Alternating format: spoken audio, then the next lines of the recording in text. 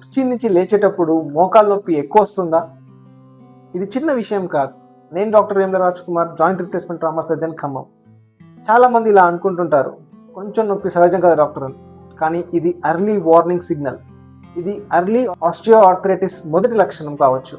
మన మోకాల్ జాయింట్లో కార్టిలేజ్ అనే కుషన్ ఉంటుంది. ఇది నెమ్మదిగా థిన్ అవుతుంటే కూర్చొని లేచేటప్పుడు ప్రెషర్ పెరిగి నొప్పి వస్తుంది.